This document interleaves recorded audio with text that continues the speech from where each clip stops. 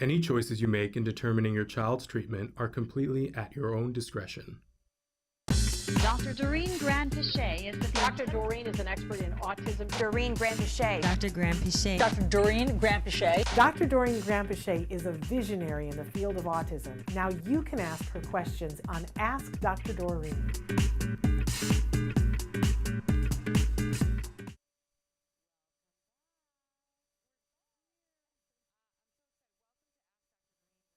Dr. Doreen Granpeesheh. She's a true expert in the field of autism, and I adore you. Can I just say that? I don't get to say that often enough. I adore her for many different reasons. I talk about it sometimes here on the program for the work that she's done over the last 45 years. Yes. Which is kind of crazy to think so about. I was just talking with Dr. Stephen Edelson, who's also been in the field for 45 years. Isn't that crazy? Yeah, and we both started with Lovos and then met Dr. Bernie Rimland and then just went different paths, but have always kind of felt the same about what's happening with autism. It was really good. It was a great conversation to have. And he's a wonderful human being, and I mean I need to cast no aspersions his way, but you don't look like you've been in this field for 45 years. Thank you. You know what I'm saying? And Steve looks like he's been here for a hot minute, but you don't look like... Thank you, I appreciate that. But I gotta tell you, Shan, like first of all, he also looked great. He does, he looks amazing. I mean, nothing against him, but he doesn't look like he's 32, which you do. Well, thank you. That's very nice of you. But you know, I just find it very interesting that if you have had the opportunity, which honestly there's not a lot of people who've had the opportunity to work in the field for 45 years. Yeah, there's only a few of you. We learn a lot, right? Mm-hmm. And we observe what's going on and the changes and so on and so forth. And for both of us to feel very strongly that this is a combination of genetic predisposition and then toxicity is really important. You know, we both feel that, and I believe there are others who feel that way as well. And so I asked him the question that you asked me, which is what do you think now that it's 1 in 36? Yeah. And guess what he said? What did he say? He said we have to ask why, and we have to look at like exactly what I said, and kind of like what are the causes, and we really have to pay attention to the causes and so on. Here's what I don't understand, and then we're going to get into your questions, you guys, and you can be writing in questions right now, and we are going to give away some of the toy gift certificates this hour, and we're going to talk about the head shaving. But what I don't understand is that a long time ago, over 10 years ago, I went to a conference and Claire Lajeanche was presenting. And she presented the twin study that had just been done. And I quote this all the time because I watched her take the whole thing down.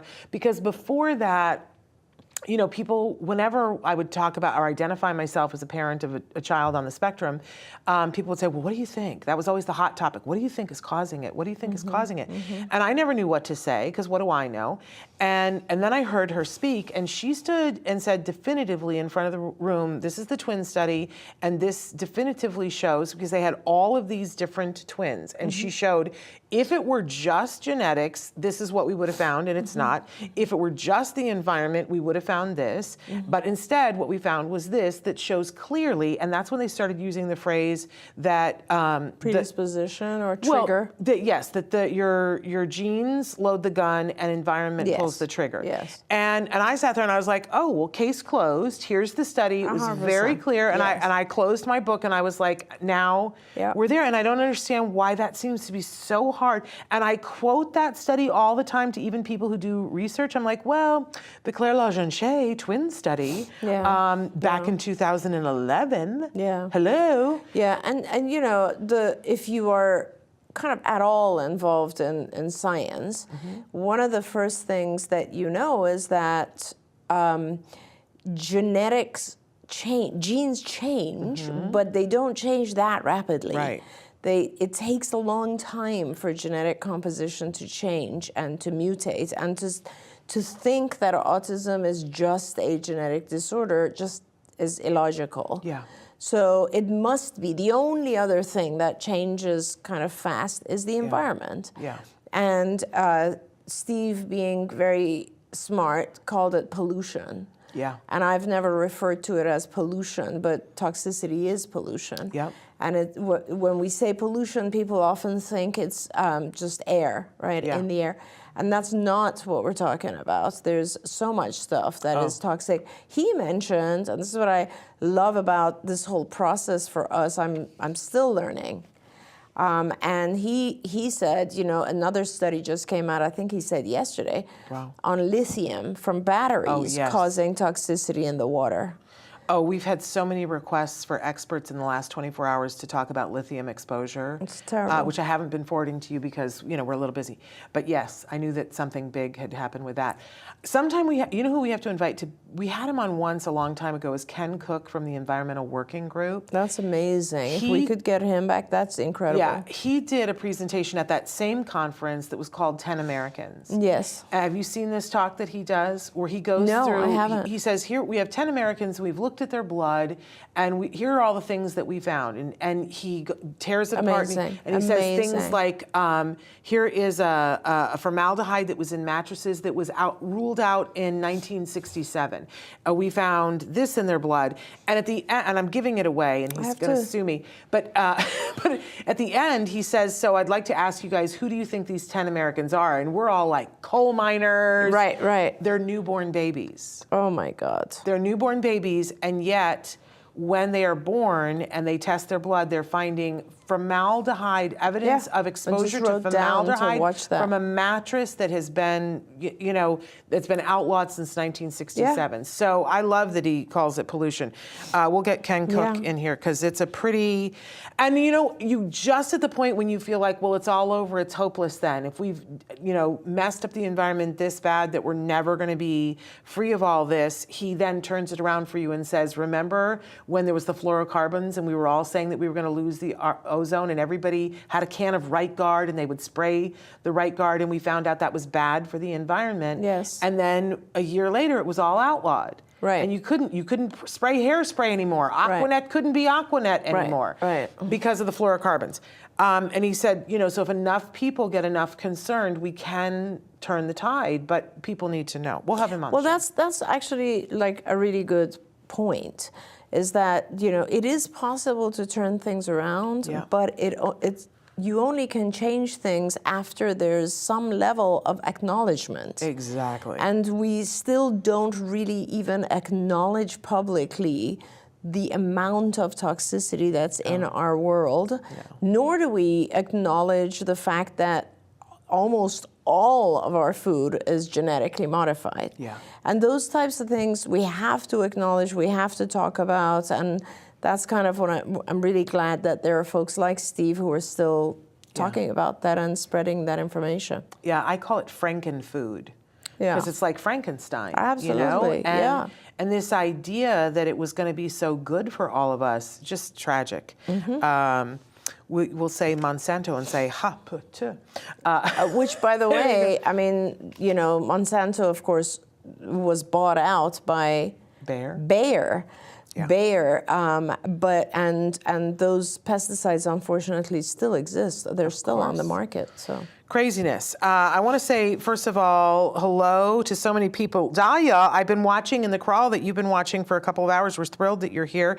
Angie, we're saying hi to you. 100% authentic, we're saying hello. And Taryn, we're saying hello. And if some of you are already in the chat before and want to say hello again, you can. We want to go through a couple of different things.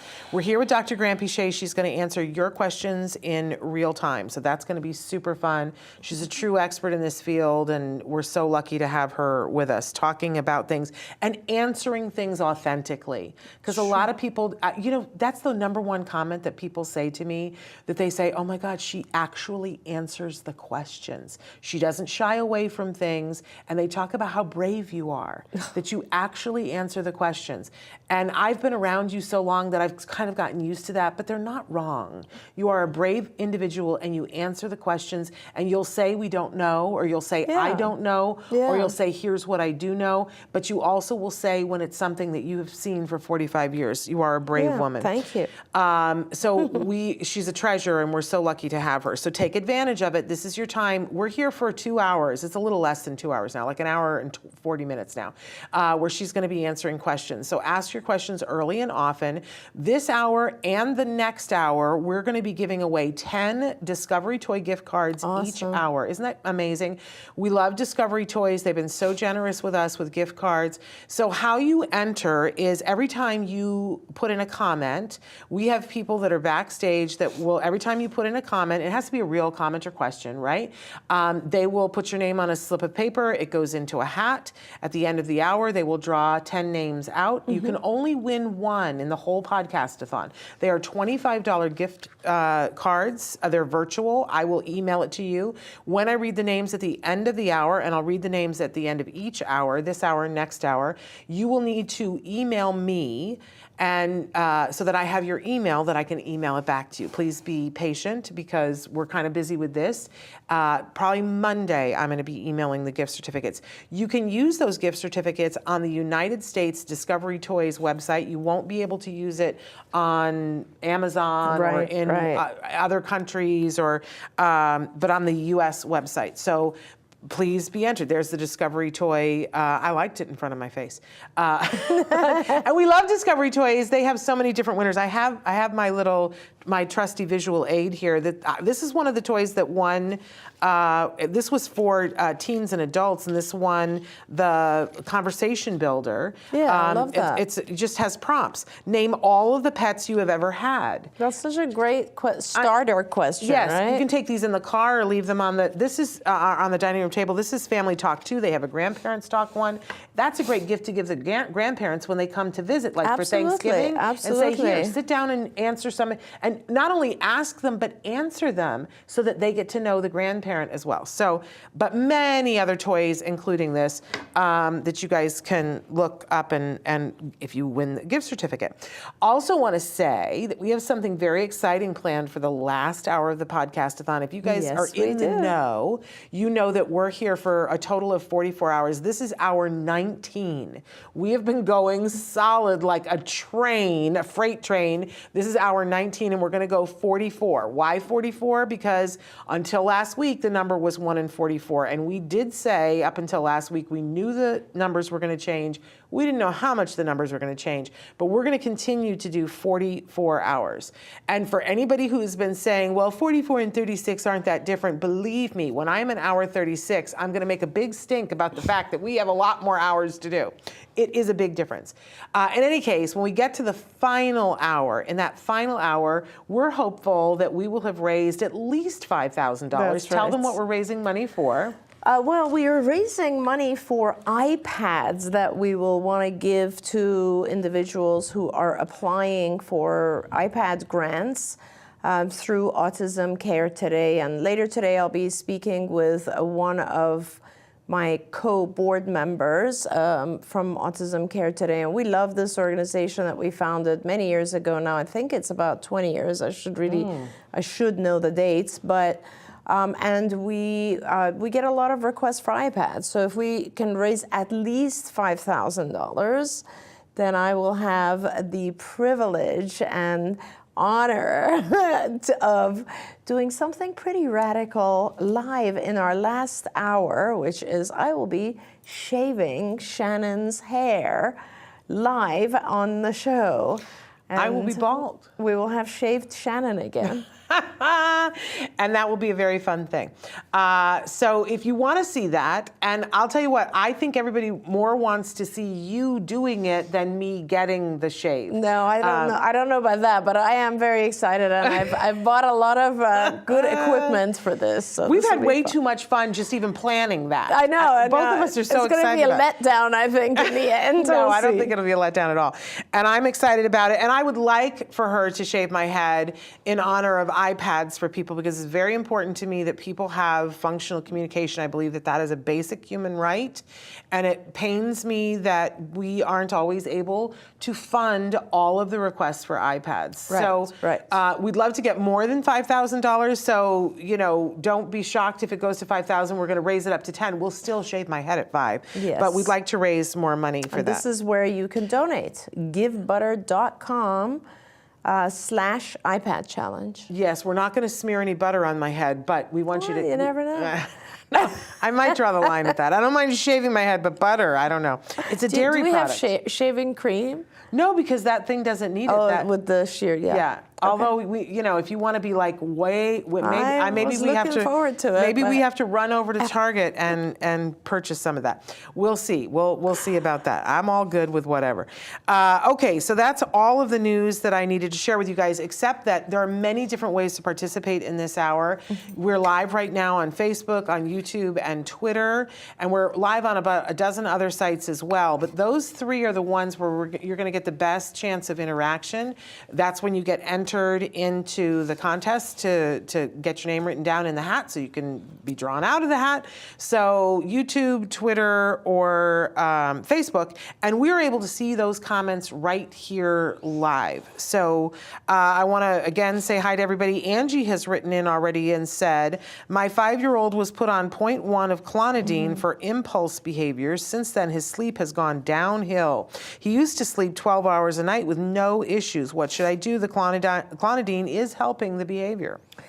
Yeah, so it's rare. It's not, it is, clonidine is a sedative, and it is, one of its intended uses is ADHD, but it is rare for people to use it for impulsive behavior. It's more often used as a sedative. So I would speak with your physician who has given you the clonidine and request a change. I get it that it is helping the impulsive behavior, but sleep is very important, and I think you might have other options. Of course, the physician, like right now, I'm having some issues with a particular child who's very, very sensitive, getting used to a medication. And sometimes the physicians will say, just give it a little bit more time. So I don't know how long your child's been on the clonidine. That is a pretty small dose, but let's wait and see what your physician says. If they suggest to just give it a little bit more time, maybe what you should do is then add things that would help with sleep. A lot of people are very happy with a very low dose of melatonin, for instance.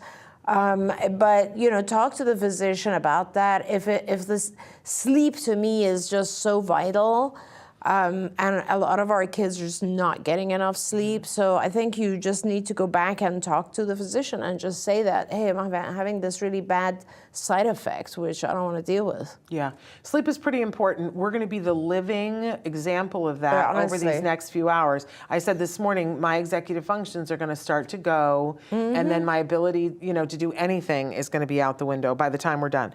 And what do we expect from our little kids? That don't even have coping strategies and aren't, I don't drink coffee, but other people do. Well, and I see it with our kids, right? So like sometimes a child who's not had a good night, they're somewhat functional in the morning, but by the time the afternoon rolls around, they're just done, Yeah, like we would be. I mean, it's not that foreign of a concept for us. So sleep is pretty important, but I understand there's that thing about, but it is helping the behavior.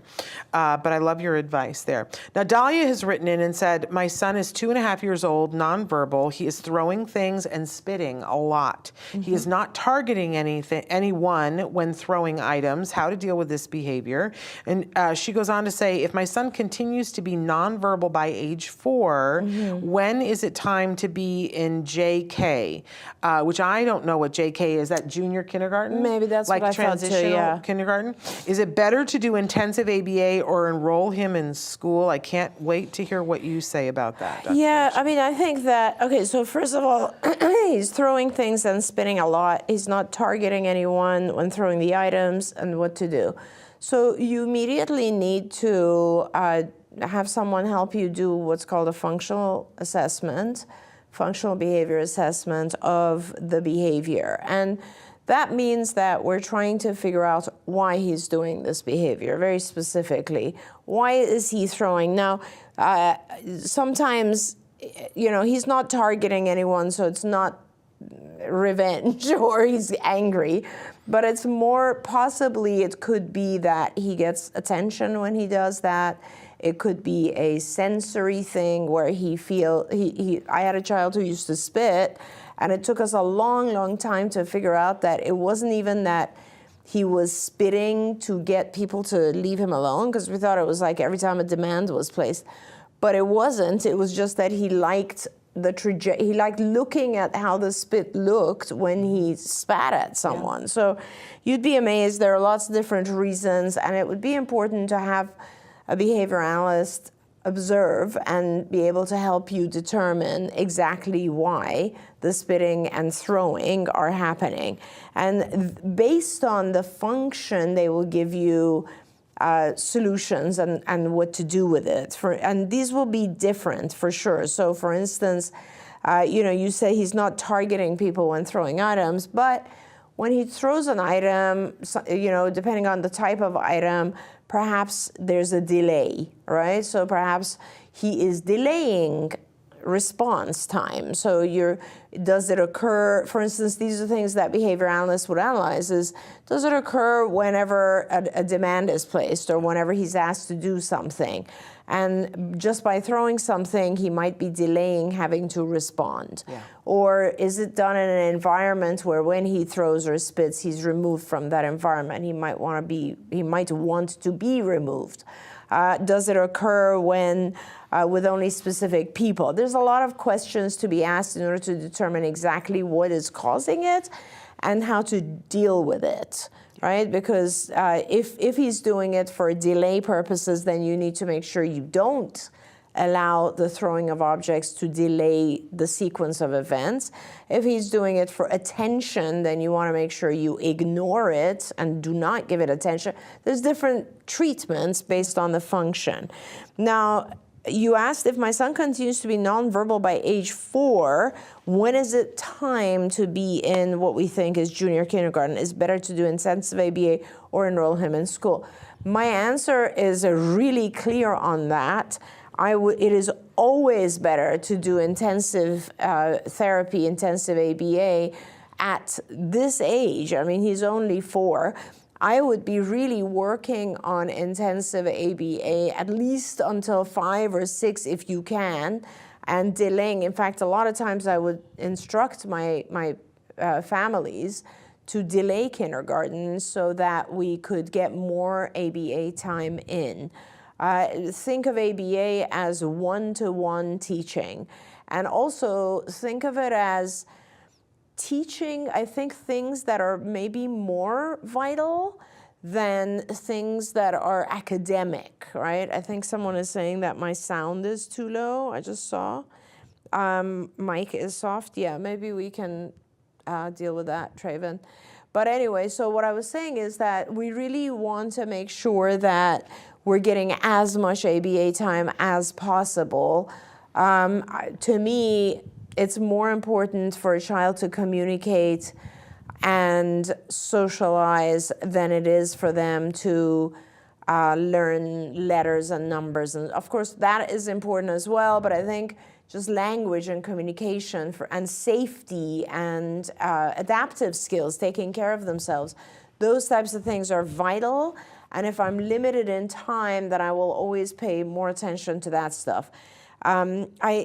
If you do continue there, and your team is focused on verbal behavior, they're focused on teaching vocalization, imitation of vocal sound, manding, which is requesting things, tacting, labeling items, that kind of stuff, hopefully the verbal component will come in. And even if it doesn't come in, there's a lot that they can teach him non-verbally. So I would still really continue with the ABA.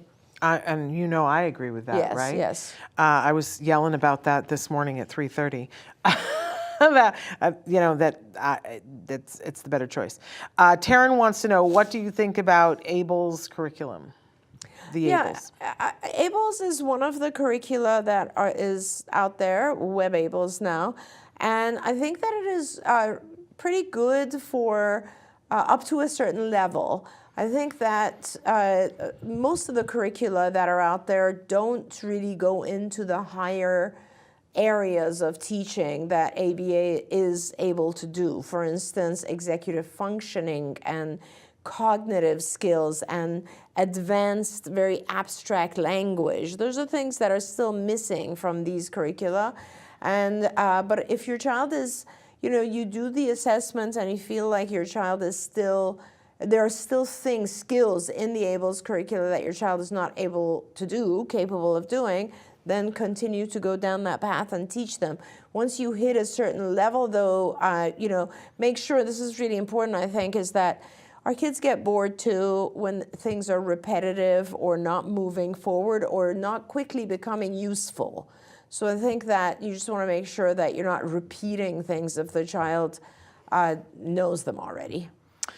We're saying hi to Yama, who says hi to Shannon and Dr. Doreen. And Marina is very excited that you're going to shave my head. We can't wait either, Marina.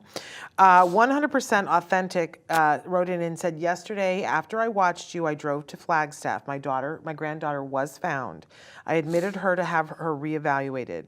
When she came to us 2 years ago, her father would not release her records from Oregon. DDD stated they couldn't give her other services because they didn't have her records. Now that we are getting her reevaluated, can that work for other services? Yes, absolutely. And it's so wonderful. Thank God that you found her and that you are able to take over and do these things. And I think it's very important to start with an evaluation. Yes, and you're in a good state where hopefully you can get connected to good services. That's right. That's where it all starts.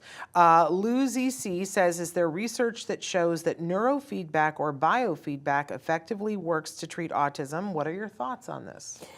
Yeah, there is a little bit of research. There's not a whole lot, but I do believe in biofeedback. I've done biofeedback when I was a student, and I've had it done to me. And biofeedback, it's interesting if you think about kind of the principles of learning, right? Which is all of ABA is based on the principles of learning. It's all about anything that is rewarded is increased. Right? So any behavior that is followed by a reinforcer or a reward will increase. That's the whole concept of operant conditioning. And I love referring to it as operant conditioning because people don't realize that learning is almost instinctual, which is why we can apply these principles to animals that don't even really have a lot of cognitive function either. Mm-hmm. So for example, mice or pigeons or so on, when they do something and they receive the appropriate feedback, that behavior increases. And so biofeedback, if you think about it, is pretty much that. It's not that the feedback that you receive is not necessarily rewarding, but it could be. So for instance, when I did biofeedback, it was testing whether or not you become better at math by doing biofeedback. And the way that it worked was that when they would present you with math calculations, and it was timed, and you had all these electrodes on you. And if you responded correctly, like you just see that you responded correctly. That's all. It just gave you feedback. Right. And knowing that you respond correctly, which is a part of biofeedback, is it will automatically, without you even being aware of it, will increase that response. Interesting. It's like a reward. So recently I purchased this headband. I think I told you about it. Yes. And it's kind of interesting because what it does, it's a biofeedback headband, and what it does is it plays like background music and whatever it is, and as soon as it's some pleasant stimulus, right? Different people like different sounds, but as soon as your mind starts to wander and starts thinking too much, then obviously your brain activity, which it is measuring through its electrodes, starts to increase, and then they bring you back by increasing the volume of that background music, and it starts to teach you to calm down. It starts to teach you to meditate. So I actually think that neurofeedback or biofeedback is to some extent effective in certain things. Like I think if you can actually start teaching a child to keep a biofeedback device on, it might be helpful in teaching them calming, sleep behavior, those types of things. Obviously, it's not going to be, actually I take that back. I was going to say it's not going to be hugely effective in teaching new skills, but I take that back because if you look at gaming is very much the same principle, which is like you do something, you get some sort of feedback. So I do think that receiving feedback is very effective. It's interesting because when you brought this up before, I was talking about the fact that many, many years ago, there was a line of toys that it was Uncle Milton toys. It's scary that I know that it was Uncle Milton toys, but they were Jedi toys, and there was one that it was a tube with a ping pong ball, and you put on a biofeedback thing, and you need to concentrate to get to a frequency where you made the ball levitate. Yes. And it was hysterical watching on Christmas morning to see, because my husband really struggled. He was like, I don't know how you make the ball go up. And it took me forever to figure out how to make the ball, but Jem could make that ball do all kinds of things. Are you serious? And wow. there was another one where you made it go through hoops. We didn't have that one. See, and that's biofeedback. That's pure biofeedback. Yeah, and it's a toy. It's a game. Yeah. So amazing. I kind of want to see what it would be like for the one that you're talking about with the music, because I think lately my thoughts have been so scattered and all over the place. Yeah. It would be like, Shannon, shut up. Yeah, it calms you down. Yeah, it's perfect. Amazing. Okay. I lost my place here. Oh, Parker. Parker's like my new personal assistant. Parker says, hi, Shannon, did you have a tiring night? Ghost Energy is my favorite energy drink. Use them if needed. I'll have to look at what the ingredients are. I can't do any caffeine at all. As you know, as tired as I will get, I can't do an artificial stimulant because I become a hot mess. Amazing. So Angie says, will we be able to rewatch? I missed my answer about the clonidine. I was picking up my son. Oh. Yes, you will. We are recording and the podcast will be available, but I don't know which site that you're watching on, but I think especially on Facebook, if you tune in now, you should be able to rewind back to that point. Oh, nice. On some of the platforms you can do it. Check that out and see if that works, Angie. Okay. And Lucy, follow-up question says, is NeuroFeedback also effective for ADHD? Yeah, it's very effective for ADHD. In fact, there's a lot of treatments for ADHD that are based on biofeedback. So yes, it is very effective in slowing you down and helping you regulate your attention.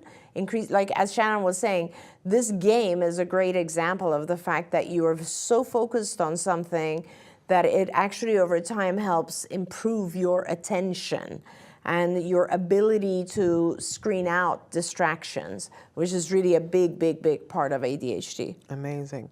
Dahlia wants to know, what are the signs of potty training readiness in autistic children? My son will come to me for a hug or to stand beside me after pooping in his diaper. This happens only sometimes. That's awesome. So actually I talk about potty training for a whole hour tomorrow. Yes. So Dahlia, please join us if you can. And yeah, I think that if you see that your child is coming to you when he's pooped in his diaper, he might be telling you, I don't like the feeling of having a poopy diaper. That definitely would be considered a readiness sign. And there are other signs as well. And I think a lot of it has to do with the child being uncomfortable when they're soiled or wet. Yeah.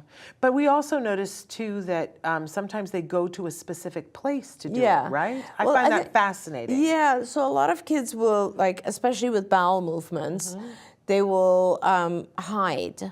Yeah. And they'll go in a closet or something. And I think that has a lot to do with just some sensation is happening in their body and somehow they feel like that's a private thing. It's interesting that they pick up on that. It really is, but it could also be that, someone has said, oh, no, we have to change you right away or whatever. So the child might think they've done something wrong. Yeah. So. Yeah, crazy. I mean, I think it's so funny that my husband and I were having a conversation about this just like yesterday or the day before, that there was a period of time after Jem was diagnosed with autism where we were led to believe that he was not understanding anything that we said, and he didn't have the ability to communicate anything back to us, right? But on the day that he turned 3, he had been working with this speech path that we really, really liked. On the day, but his services with her were ending because he was turning 3. And we were switching over to other intervention. And we went in for the session, and she said she was just going to do a little test. And she had one of those pads that started out, it was 2 pictures. And she would say to him, which one do you use to play with? And he wasn't even looking. But there was one that had 6 pictures. And I remember he very distinctly, he was looking, and she'd turned the page, and she said, which one would you use to cook? And he just wept, right? And he wept the frying pan. And I said, he knew it was the frying pan. I got all excited. He was like, he knew it was the frying pan. And she said, no, it's just a fluke. He's not even looking. And so then she turned the page and she asked, and then like for the next 14, he got exactly right. I said, that's not a fluke. Yeah. He understands what you're saying.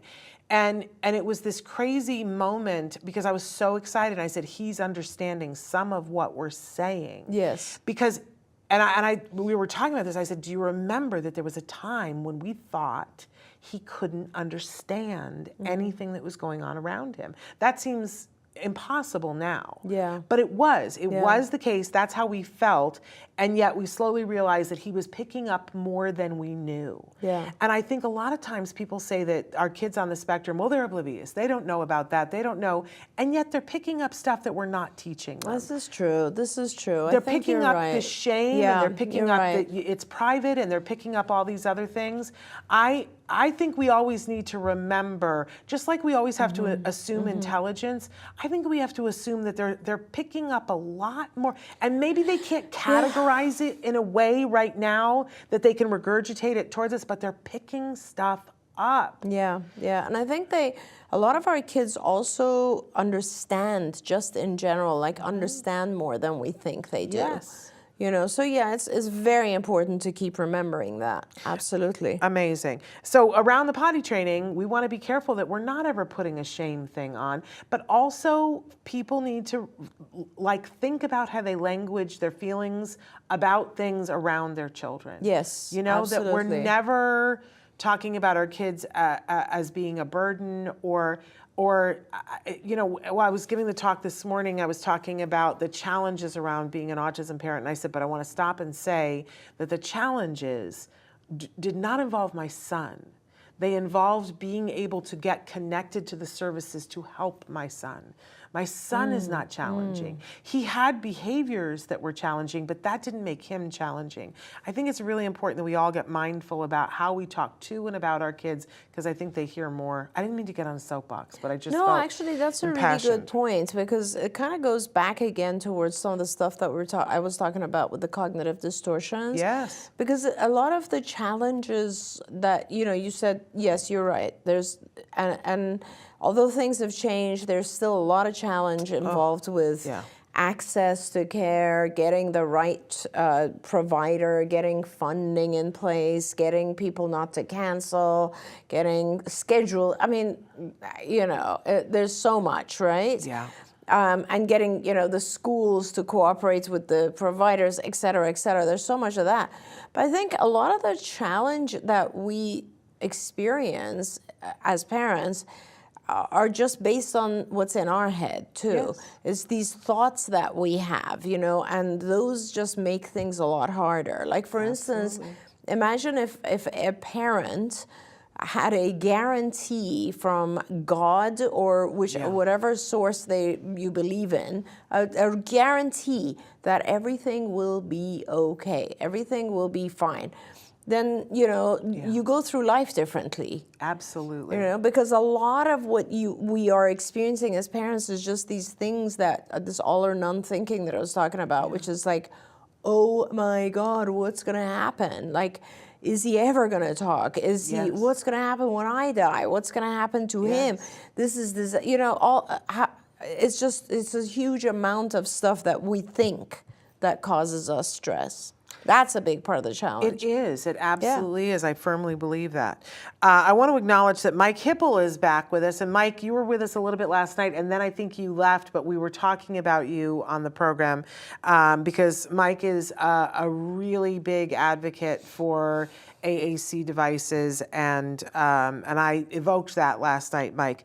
Mike has written in, because when we were talking about is it better to do therapy or to go to school, he said you can have your child not go to school until they are 7 in most states. In some states it's 6. Some states it's 5, some states it's even 3. So it varies, but yes, I agree with you, Mike. We want to delay that as much as possible. I see that you've suggested using a communication system so they don't get frustrated. I 100% support that.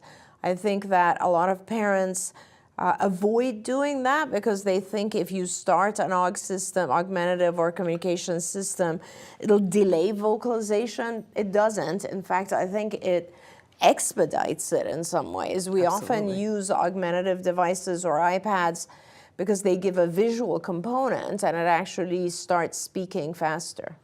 Absolutely. But again, there's that distortion that parents think, oh, if we do this, we're giving up, and it's not. It's actually... And as Mike says, honestly, Shannon, I know how important it is for us, for our kids to speak, but giving them some form of ability to communicate and avoid that frustration is so vital, is so important. So I fully support that. There we go. Parker says, I have to ask a follow-up on the dating thing. How do I get things started? The corridor here is an Autism Speaks organization, and I can't stand them at all. I would love to host a similar thing like the Asner Center does with dating. Well, that's awesome, Parker. I mean, you are a person who could host something similar to that. And as you know, we have an hour coming up with the folks from the Ed Asner Center, and you can certainly write to them. But I think it's a great idea. And as I said yesterday, I think you don't need to be necessarily looking at autism-specific activities. You need to be looking at activities that you like or you want to get better at. And I know you really want the dating. I completely get it. I just want to redirect your thinking a little bit and say, think of a hobby or an activity that you really want to get engaged in and active in and start doing that. And that may very well be the venue where you meet the person of your dreams. One of the things that a lot of the curriculums around dating on the spectrum talk about is let's learn how to be a good friend first. Because if you're a good friend, dating is going to be infinitely easier. That's because when you're on a good date, it feels like you're with a good friend. So that's a wonderful thing. But I hope that you will do that, Parker. I hope that you will start one. Keep in mind, too, I mentioned that Tom Island is going to be doing an hour tomorrow morning. Both Tom Island and Amy Gravino are doing Stories from the Spectrum tomorrow morning, separate hours. And Tom is the current coach for the Ed Asner Center's Dating on the Spectrum. So, and he's going to be here. His topic is going to be love, dating, marriage, and relationships. Wonderful. And he's going to be here with his girlfriend. That's great. And they'll talk together, Rosetta Walker, who is the Queen of Inspiration. That's awesome. And on Amy Gravino's show, there's also Peter Gerhardt, right? Peter Gerhardt is going to be with her. And he's a very good speaker. And Amy is an autism sexuality advocate. Isn't that the best title ever? Amazing. And relationship coach. Amazing. So, and she is so hilarious. Yeah. She is just the funniest person. I just adore her. So those are that you might want to make sure that you set your alarm for tomorrow morning, Parker, to hear both of them speak, because all 4 of them actually speak, because it'll be Rosetta Walker. And it's early, huh? It's early, but not for you, Parker, because you're on East Coast time. So it'll be like 9 and 10. I don't know if you're available then. Yaima says, hi, Dr. Reen. I'm taking the Autism Parenting Foundation, I think you mean the Partnership Foundation, right? 40 hours RBT training program. Congratulations. What would I need to do next to receive an RBT certification and become one? So Good for you. After that 40 hours, because I know people ask this a lot. Yeah, that's wonderful. And First of all, good for you. It sounds like you are a parent and you are trying to become an RBT, I believe. And that's wonderful. The RBT, or Registered Behavior Technician credential, has some aspect of testing and practicum. I don't follow exactly now anymore how many hours, but you need to have a board certified behavior analyst, a BCBA, do an observation of your work and fill out this form that kind of is like a test of your what you've learned and how you are able to. I think there's a written exam, and then there's this kind of evaluation that occurs as well. And I don't know exactly the number of practicum hours that are required by it, but if you go on the Behavior Analysis Certification Board website, which you just spell that out, Behavior Analysis Certification Board, BACB, I think it's .org. There's a section that outlines all the specific requirements for the RBT. But you know, and it's valuable to have the certification. I applaud you. I think it's more valuable just to have the knowledge. So good for you that you're doing this. And here's something that's fun. The Autism Partnership Foundation, they're going to be doing an hour here on the Podcastathon directly after our second hour of Ask Dr. Doreen. That's awesome. Here. So in just about an hour, they're going to be doing an hour, and you can talk specifically about that with Dr. Leaf or Dr. Sihon. So I'm going to take this one last question, then maybe we should take a break before we get to this last question, because we're at the top of the hour. So we're going to take a short pause here. Oh, I was supposed to read the winners. Not taking a short pause. Hello, I'm new here. So if I read your name, you have won one of the Discovery Toys gift cards. We're going to continue this for this next hour, but you need to email me, because I will not have a way of getting this to you. I won't know how to reach you unless you email me. My email is shannon@autism-live.com, and Traven might be, there it is, but I'll put it into the chat during the break. But thank you, Traven, for putting it up there. Shannon@autism-live.com. Are we ready? The winners for this hour are Carrie Weldon, Yaima Sanchez, Ryan Ulrich, Tara Barlow, 100% Authentic, Estelle Almeida, Marina Schaefer, Peter Garcia, Gary Wiggins, and Ashley M. So if I've said your name, make sure that you write to me, Shannon@autism-live.com, so that it's a digital gift certificate that I will mail back to you, but I will have to have your email. We're going to take a short break, and when we come back, we're going to continue with questions with Dr. Granpeesheh. We're going to continue with 100% Authentic's question about sexuality and the desire for sexuality. So stick with us. We'll be right back after these messages.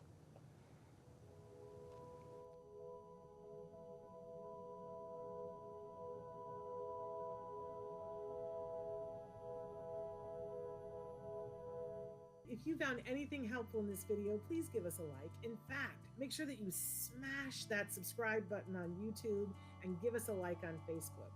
You can also follow us on Twitter and on Instagram for important updates. And please download our free podcast wherever you get your podcasts. Thank you so much. See you next time.